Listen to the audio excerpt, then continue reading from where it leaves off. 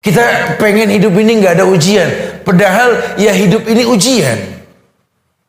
Perpindahan dari satu ujian ke ujian yang lain. Si miskin mengangkat tangan ke langit, minta perubahan dalam hidup. Allahumma rzuqni rizqan halalan thayyiban wa anta khairur razikin, gitu ya. Ya Allah, berikanlah rezeki kepada kami karena Engkau sebaik-baik pemberi rezeki, gitu ya. Terus minta, enggak keturutan. Setahun, 2 tahun, lama-lama keturutan juga. Pas dia sudah enggak miskin, sambil mengambil napas mengatakan, ya Allah, beres juga ada ujian. Begitu. Dia pikir ujian selesai. Lawang ujian miskin berhasil, ujian kaya belum tentu. Waktu zaman miskin, aduh, marbot mana yang nggak kenal dia? Temennya musola sama masjid lah, ya. Primus ya. Betul-betul ini pria musola dia ini ya. Musola mana yang nggak kenal dia? Oh, masuk zaman susah, tat. Aduh, ku baca kaligrafi di keningnya, tat. Maksudnya, betul-betul sujud tuh ada sima tuhum min asaris sujud. Ada bekas sujud dalam kehidupannya. Dulu zaman susah, pas udah seneng, subhanallah, sampai pegel mata pegel hati, Ustaz. Saya nenamu ya kangen temen, numpang sholat di rumah dia, minjem sejadah, kiblat kemana? Allahu alam. Ini orang apa udah lama ndak sholat kali ya. Jadi kadang-kadang seperti itu. Ketika dia dekat dengan ujian, dia merasakan kemuliaan ibadah kepada Allah. Tapi ketika senang, dia lupa sama Allah. Sifat manusia. Pun dia diuji pun pengen ngatur Allah. Kalau bisa ujian yang dia sanggup. Kalau dia tidak sanggup, jangan ya Allah. Gitu loh. Padahal orang dewasa dengan ujian. Orang mana yang nggak jadi mulia dengan ujian? Semua diuji manusia. Karena Allah pengen tahu siapa di antara kalian yang jujur, siapa yang tidak. Dan kita tidak boleh berprasangka buruk pada ujian. Karena orang tidak bisa dilihat dari ujiannya. Oh, tidak bisa. Ya kalau bicara ujian antar manusia, mungkin tiap manusia kalau ngomong masalah ujian, tiap manusia ini paling gede ujiannya. Betul? Tuh nantilah pelan-pelan kita bahas banyak kajian ini tentang nasihat-nasihat ulama nih. Kita kalau nggak dekat sama ulama, kita menganggap ujian kita paling gede. Ya, orang kalau ngobrol sama teman yang nggak berilmu tentang ujiannya, nggak ada solusi yang datang. Yang ada malah ghibah, namimah. Ada suami mengeluh tentang istrinya, datang ke teman yang selevel pemahaman agama dengannya. Ya Allah, ujian ya. Diuji saya sama bini di rumah.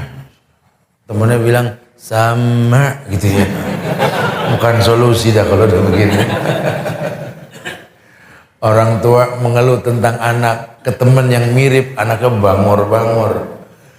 Ya Allah serba salah ya. Dulu nggak punya anak, pengen punya anak. Udah punya anak, Masya Allah, Masya Allah. Setan juga malu sama tingkah lakunya. Aduh, ujian, kata temennya mirip. Ada orang yang merasa kalau diuji ini limited edition. Ya kalau di dunia mah cuma saya doang tat yang begini, limited edition belum. Temennya bilang enggak, aneh juga begitu gitu loh. Ya kan saya malu sama tetangga. Aduh, saya punya anak yang begini begitu, ya Allah. Ini orang dengan bijak mengatakan, yang diuji sama anak bukan ente aja. Nabi Adam, Nabi Nuh udah diuji sama anak. Betul. Jadi ente jangan merasa eksklusif. Itu ujian udah pernah orang dulu merasakan. Makanya al-muhafazatu ala salafis salih wal jadidil aslah. Tolong jadi orang yang senang sama sejarah. Simpulkan masa lalu untuk kebaikan yang akan datang gitu loh. Ujian yang kamu rasakan sekarang dulu orang pernah. Anak saya malahin Ustaz, sama anaknya Nabi noh. pada bunuh-bunuhan, betul? Si Habil sama si Qabil. Oh, kalau saya sih alhamdulillah nggak sampai bunuh-bunuhan, Tat. Berarti kan kecil masalahnya. Cuma kalau disuruh, Tat, dipanggil nggak boleh ngeliat muka orang tua, pada kabur. Tiap ngeliat kita langsung ngilang. Sama si Kan'an juga begitu zaman Nabi Nuh tuh, anaknya Nabi Nuh. Tapi kan saya malu sama tetangga. Adam nggak pernah ngomong sama Hawa bininya, kita malu sama tetangga. Gitu. Nuh juga begitu ngomong sama istrinya, ya Allah, apa kata tetangga ya anak kita begini? Enggak. Karena dia nggak bisa pilih ujian. Allah uji manusia. Qad ja'alallahu likulli syai'in qadran. Allah telah ciptakan semua ada mikdarnya, ada ukuran. Allah tahu kita sanggup gitu loh. Cuma rumusnya satu, berprasangka baik kepada Allah. Karena keterbalikan dari paham ayat yang mengatakan tadi, wa dzalikum zannukumul ladzi zanantum bi rabbikum ardakum fa asbahtum minal khasirin. Hati-hati, kau berprasangka buruk kepada Allah, maka keburukan yang kau rasa. Makanya tadi ayat dikatakan kalau manusia ini berilmu, Allah sudah katakan, ya ayyuhalladzina amanu taqullaha wa aminu birasuli. Hei orang yang beriman, makanya beriman. Kalau tidak beriman berat ini hidup. Ya beriman kepada Allah. Mengerti bahwa Allah ini menginginkan kebaikan. Allahu khaliqu kulla syai' wa huwa ala kulli syai'in wakil. Allah yang mencipta dan Allah yang mencukupi. Allah tidak mungkin berbuat zolim. Kenali Allah dengan benar. Pahami rububiyahnya, pahami asma wa sifatnya, pahami uluhiyahnya. Supaya nanti kamu yakin betul ya, mengenal Allah dengan rububiyahnya itu betul banget. Tahu pekerjaan Allah. Kulla yaumin huwa fi sya'nin. Fabi ayyi ala'i rabbikum. Tahu bahwa Allah sibuk setiap hari. Urusan dunia ini Masya Allah. Tapi lihat, tidak ada keluh kesah. Siapapun terbagi rezeki. Hatta orang kafir terkena rahmannya Allah. Ar-Rahmanir Rahim. Antum kalau buka kamus artinya sama tuh. Rahman sama Rahim.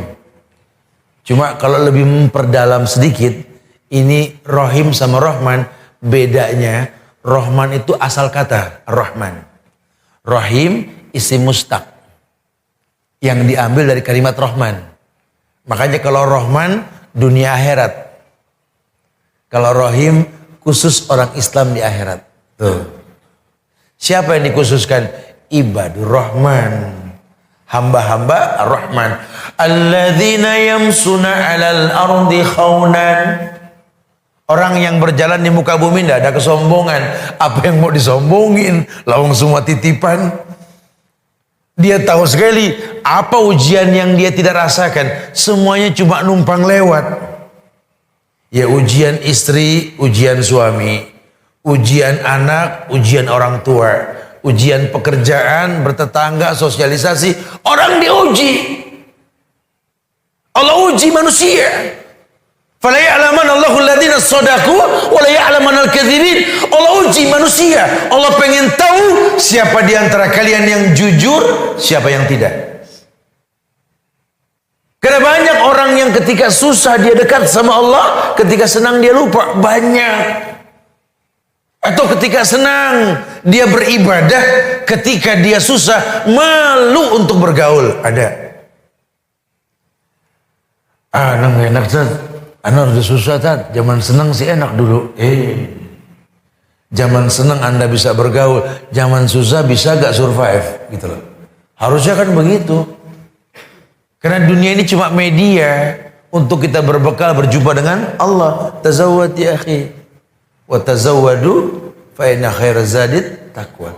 Berbekalah kalian. Sebaik-baik bekal adalah takwa. Bagaimana dunia ini membuat kita bertakwa? Bagaimana ujian anak membuat kita bertakwa? Bagaimana ujian pasangan hidup kita ini membuat kita bertakwa? Bagaimana ujian orang tua ini membuat kita bertakwa? Bagaimana ujian bangsa ini membuat kita bertakwa? Allah pengen ujian mendewasakan kita. Kayak iklim, cuaca, ada hujan, ada kemarau, ada panas, ada dingin, ada musim gugur, ada macam-macam lah cuaca ya. Jujur loh, ini kalau ndak ada yang seperti itu, buah ndak akan pernah ranum rasanya.